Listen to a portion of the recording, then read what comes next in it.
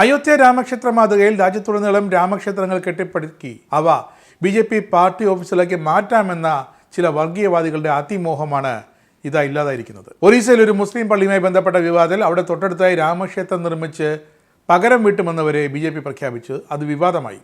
ഉത്തർപ്രദേശിലെ സംഭലിലെ ഷാഹി ജമാ മസ്ജിദ്, രാജസ്ഥാനിലെ അജ്മീർ ഷെരീഫ്, ഈ സ്ഥലങ്ങളിലെ തർക്ക വിഷയങ്ങളുമൊക്കെ ബി.ജെ.പിക്കാണ് പിന്നീട് തലവേനയായത്. പക്ഷേ അതിൽ വലിയൊരു ആപത്ത് ഒളിഞ്ഞു കിടക്കുന്നുണ്ടെന്ന് മനസ്സിലാക്കിയത് RSS തന്നെയാണ്. രാജ്യത്തെ ഒന്നടങ്കം ബി.ജെ.പിക്കും RSSനും എതിരായി ഒറ്റപ്പെടുത്താനും മാറ്റി നിർത്താനും ഇത് ധാരാളം മതിയെന്ന് RSSൻ്റെ മേധാവി സർസംഘചാലക് മോഹൻ ഭാഗവതിന് വ്യക്തമായി മനസ്സിലായി.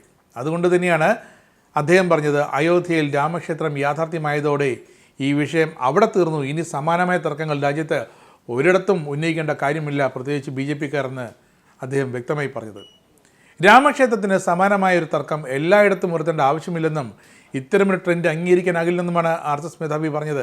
ബി.ജെ.പി. നേതൃത്വത്തിലുള്ളൊരു മുന്നറിയിപ്പായിട്ടാണ് RSS മേധാവി ഇത് പറഞ്ഞിരിക്കുന്നത്. എടുത്തു ചാടരുത്, ഭരണം കയ്യിൽ നിന്ന് പോകുമെന്ന് തന്നെയാണ് നരേന്ദ്രമോദിയോട് വളരെ വ്യക്തമായി RSS മേധാവി മുന്നറിയിപ്പ് നൽകിയിരിക്കുന്നത്.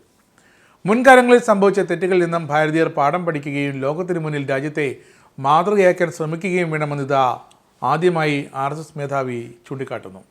രാമക്ഷേത്രം വിശ്വാസത്തിൻ്റെ കാര്യമായിരുന്നു, അത് യാഥാർത്ഥ്യമായി. എന്നാൽ മറ്റു പലയിടങ്ങളിലും പുതിയ പ്രശ്നം ഉന്നയിച്ച് ഇതേ വിശ്വാസം അവിടെ കൊണ്ടുവരാൻ ശ്രമിക്കരുത്, അത് അംഗീകരിക്കില്ല എന്ന് തന്നെയാണ് മോഹൻ ഭാഗവത് ഇപ്പോൾ പറഞ്ഞിരിക്കുന്നത്.